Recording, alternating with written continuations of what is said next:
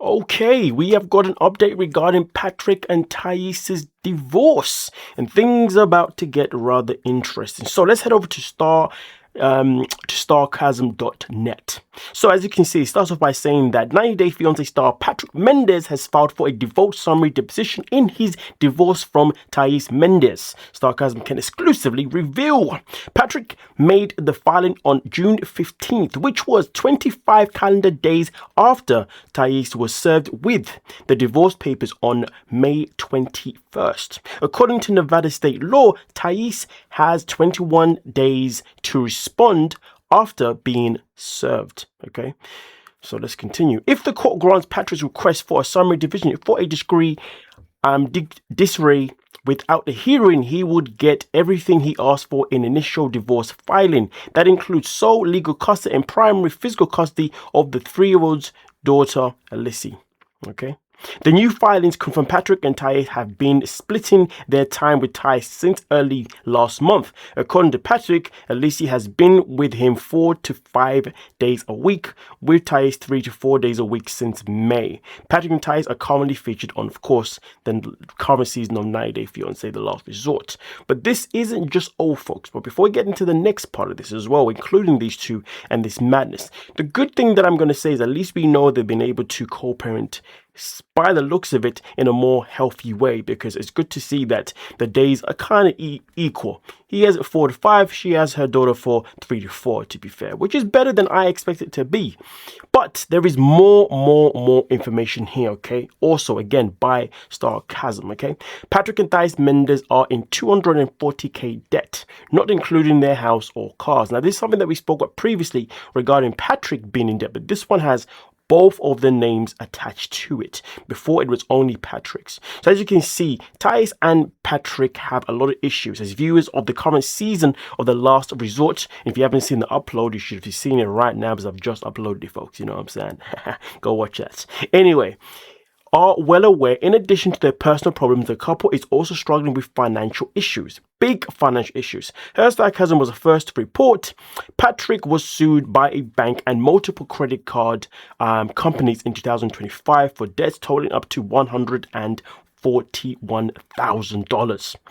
However, a new divorce filing reveals additional debts for Patrick and Thais. According to the financial disclosure form filed by Patrick on June 15th, he and Thais owe more than $240K in unsecured debt. Loans with collateral like a mortgage or car loan are considered secure debts. Patrick says on the form that Thais owes just under $20,000 total on multiple credit cards. Meanwhile, Patrick owes a whopping $221,000. Nope. Let me round that up. A whopping $222,000 to various banks and credit card companies. In addition to the wait a minute. In addition to the $141,000 in default judgment against Patrick in Nevada District Court in 2025. There were 2 default judgments against him in Justice Court in November, totaling more than $20,000. As of June 15th, 2026, there is no record of Patrick Thais filing for bankruptcy. Okay, so bear this in mind, folks. This was obviously an update from what we have made before. Hold a minute, this commented, I can confirm I have no idea what she wrote. Hold on a minute. Let's check out what's going on here. All right. So I believe Thais may have been. Oh, here we go. So that means she's obviously added this to the comment section of this post by saying, I can confirm I had no idea what that. Damn, play dumb all you like. It's not really going to help, is it now? It's on record. This information was found online. So therefore, we know this information is legit. Okay, unless, of course, Starcasm's playing a whoop-de-doo on us, if you know what I mean. But I don't think that's the case. That's never really been the case with Starcasm, to be honest with you. The only bloopers I've ever seen on the page is maybe some misspellings here and there, some typos, which is absolutely nothing. So either way though, this is obviously the current situation with these two. So if I was to just calculate exactly what is owed here in total, so we've got the $222,000, okay, all right, that is owned, and then in the addition of that is 140. So 260 wait, 260, $363. No, $360,000. Also added the $20K more, $383,000. Yeah. I'm rounding up, by the way. I'm not doing these numbers individually. Yes. From my estimate, a total of $380K. That is crazy. That is crazy. Around that area. If you want to calculate all the numbers, by all means necessary, you can do that, folks. You can do that. Okay, that's insane. That is just Patrick alone. But it's interesting though, because you see, if you've seen the most recent upload, you see that there's a point that Patrick is talking a lot about money, talking a lot about how women, all they care about is money, talking about women just being gold diggers. And I said that it felt like he was projecting a lot about money. Little did you know that in that conversation where he was projecting, Shekinah even said to him, men like you who complain about money are the ones that are broke. Little did we know, this man has so many debts. So technically speaking, is he broke? We should be broke, right? But either way, though, filing for bankruptcy sound like a good idea to do anytime soon, because goddamn, you leave it any longer, it's not looking good for you. But this is the current update regarding the two. Now we're going to move on to some other piece of information. We're going to talk about what happened most recently on 90 Day Fiance Season 12, Episode 6. If you have not seen that review, please go check it out because you're going to want to see it, especially based on what we're going to be talking about next. It's imperative. So we're now going to talk about Mido. Now, Mido is new to the show with Debbie, okay, who's also new to the show. And in the most recent episode, we witnessed this man speak to her in such disrespect that all of us lost our cool. So much to the point that Debbie had to go and tell the camera crew, the production team, that she's done. She wants this man gone.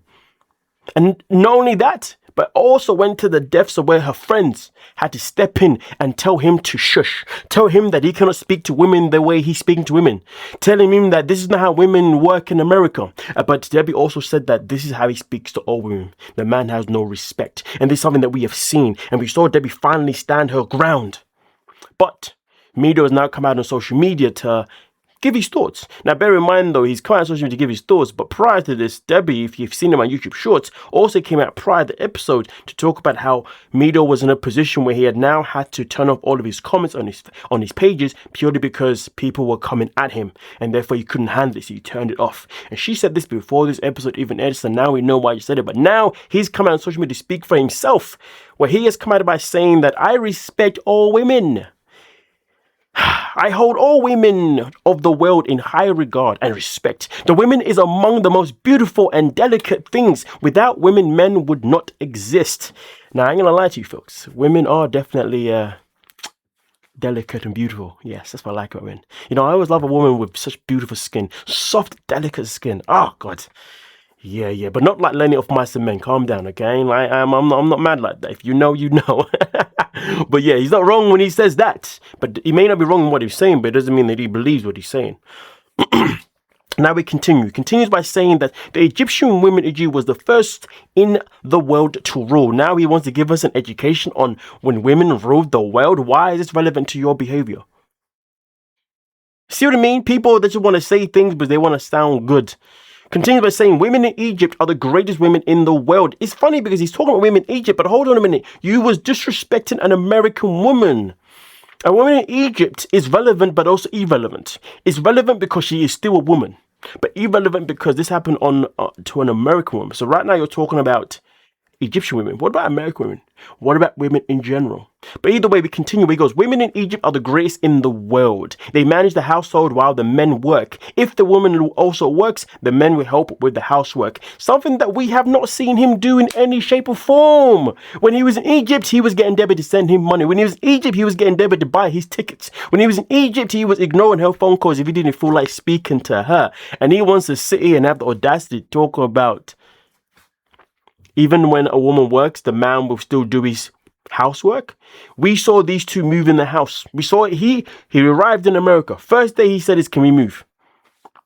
Obviously asked them to move to Hollywood, but of course that wasn't going to happen. But they moved anyway because they needed a bigger place. When they moved to a bigger place, all he cared about was her taking a video of him driving a freaking moving van. And then he got upset that it was a picture and it wasn't even a video. And then when he finally came to bringing things indoors, I barely saw this guy pick up anything to help Debbie and her daughter bring in any of the furniture indoors. All I saw him do was walk in and run to the bedroom and say that I'm in the mood. I'm upset with you because you didn't take a video of me. And this man wants to talk about even when a woman works, a man will still help.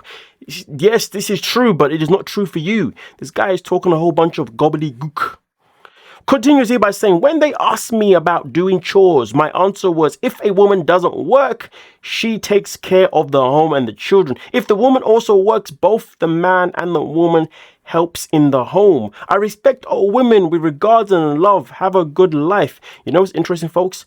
There are no comments available. Because all of this is a bunch of BS, because he doesn't live by none of this. It's only, all of these words are only great if he lives by them, but he doesn't.